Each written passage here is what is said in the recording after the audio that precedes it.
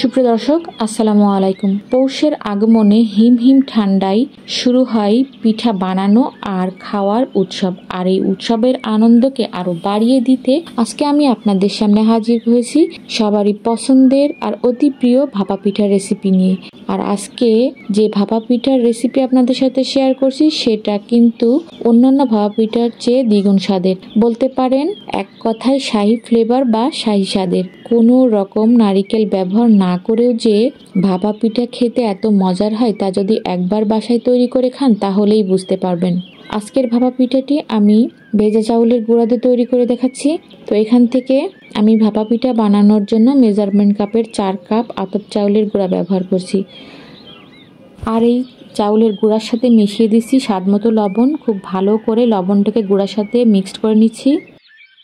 এখন গুঁড়ার মধ্যে আমি দিয়ে দিচ্ছি মেজারমেন্ট কাপের 1 কাপ ঠান্ডা পানি। তারপর গুঁড়াটাকে ভালো করে হাত দিয়ে মিশিয়ে নিচ্ছি। তবে পানিটা একবারে না দিয়ে আমি অল্প অল্প করে 2 থেকে 3 বার করে মিশিয়ে দিচ্ছি।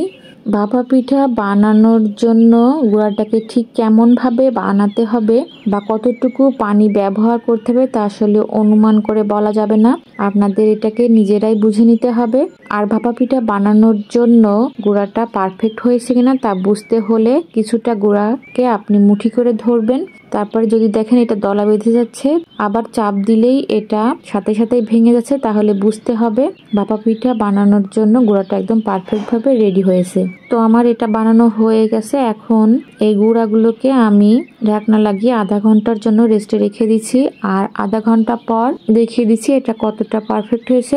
এখন এই গুঁড়াগুলোকে একটা ছোট ছিদ্রযুক্ত ঝুড়িতে করে ভালো করে চেলে নিচ্ছি। দেখতে পাচ্ছেন একেবারে সরিষার দানার মতো ঝরঝরে গুঁড়া কিন্তু নিচে পড়ছে। আর ভাপা পিঠা বানাতে ঠিক এইরকমই ঝরঝরে গুঁড়া ব্যবহার করতে হয়। তো গুঁড়াগুলোকে আমার চেলে নেওয়া হয়ে গেছে। এখন শাহী স্বাদের ভাপা পিঠা বানানোর জন্য আমি ব্যবহার করেছি খেজুরের গুড় পাটালি আর 4 রকমের বাদাম আর কিশমিশ। তো এখানে আছে কাঠবাদাম, পেস্তা বাদাম, কাজু বাদাম আর চীনা বাদাম। আর বাদামগুলোকে আমি সমপরিমাণে ব্যবহার করেছি। আর সবগুলো বাদামগুলো ঘিতে হালকা ড্রাই রোস্ট করে নিয়েছি। চাইলে এখানে যে কোনো 1 রকমের বাদাম দিয়েও কিন্তু এই পিঠাটা বানানো যাবে। এখন সব বাদামগুলোকে আমি হালকা গুঁড়া করে নিয়েছি যাতে করে ভাপা পিঠার ভিতরের পুরটা দিতে সুবিধা হয়। এরপর এর মধ্যে আমি দিয়ে দিচ্ছি গুড় পাটালি আর কিশমিশগুলোকে আমি কিন্তু ছোট ছোট কুচি করে নিয়েছি। এরপর এর মধ্যে আমি দিয়ে দিচ্ছি 3 থেকে 4 চামচের মতো গুঁড়া দুধ। এরপর বাদামের সাথে খুব ভালোভাবে আমি গুঁড়া দুধটাকে মিশিয়ে নিচ্ছি। মেশানো হয়ে গেলে এখন আমি এর মধ্যে দিয়ে দিচ্ছি 1.5 টেবিল চামচের মতো ঘি। তারপর ঘিটাও বাদামের সাথে খুব ভালোভাবে মিক্সড করে নিতে হবে। আর এই ঘি আর গুঁড়া দুধের কারণে কিন্তু ভাপা পিঠাটা খেতে বেশি মজাদার হয় আর শাহী ফ্লেভার আসে। তাই শাহী স্বাদের বা মজাদার স্বাদে ভাপা পিঠা তৈরি করতে চাইলে কোনোভাবেই কিন্তু এই দুধ আর ঘি স্কিপ করা যাবে না। তো এই তো ভাপা পিঠার পুরটা কিন্তু আমি রেডি করে নিয়েছি। এখন আমি পিঠাগুলো বানিয়ে দেখাচ্ছি। আর ভাপা পিঠা বানাতে আমি এইরকম টিনের যে ছোট ছোট ঢাকনাগুলো থাকে সেগুলো ব্যবহার করছি। তো ঢাকনাগুলোর উপরে প্রথমে গুঁড়া লাগিয়ে তারপর দানাদার গুঁড়া খানিকটা দিয়ে এর মাঝখান দিয়ে দিচ্ছি তৈরি করে নেওয়া বাদাম দুধের পুরটা।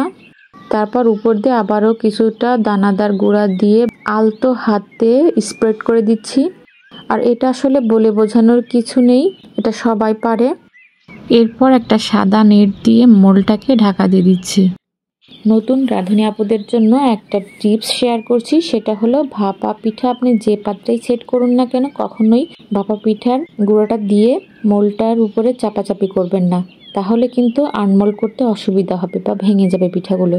তাই আলতো হাতে গুঁড়াটা দিয়ে স্প্রেড করে পিঠাগুলো বানিয়ে নিতে হবে। তো একসাথে আমি 3টা করে পিঠা বানিয়ে নিয়েছি। আর এই যে নেট দিয়ে উপর দিয়ে পিঠাগুলোকে ঢেকে দিচ্ছি। এরপর পিঠাগুলো স্টিম করার পালা। এখন ভাপা পিঠাগুলোকে আমি এইরকম একটা সসপ্যানের উপর বসিয়ে স্টিম করব। আর এই সসপ্যানটাকে কিন্তু আমি নিউ মার্কেট থেকে মাত্র 350 টাকা দিয়ে কিনেছি। এটা খুবই কাজের। তো আমি কিন্তু হাই হিটে পানিটা আগে থেকেই ফুটিয়ে রেখেছি। এখন এই ফুটন্ত পানির উপরে ভাপা পিঠাগুলোকে 2-3 মিনিট স্টিম করে নিলে হয়ে গেল। এক এক করে ঢাকনার উপরে পিঠাগুলো বসিয়ে দিচ্ছি। তারপর 2 থেকে 3 মিনিটের মতো ঢাকনা লাগিয়ে ভাপা পিঠাকে আমি স্টিম করে নিব। আর ঢাকনার গায়ে যে ছিদ্রটা আছে সেটাও কিন্তু বন্ধ করে দিচ্ছি। 2 থেকে 3 মিনিটের বেশি সময় লাগে না এই পিঠাগুলো হতে। আর শুরু থেকে শেষ পর্যন্ত কিন্তু চুলার জালটা মিডিয়াম টু হাইতে রাখতে হয়। তো 3 মিনিট পর আমি ঢাকনা খুলে দেখাচ্ছি, দেখতেই পাচ্ছেন পিঠাগুলো কতটা পারফেক্ট হয়েছে। তো আমি মোট 2 খোলা পিঠা বানিয়েছি, মোট 6টা পিঠা আমার হয়েছে।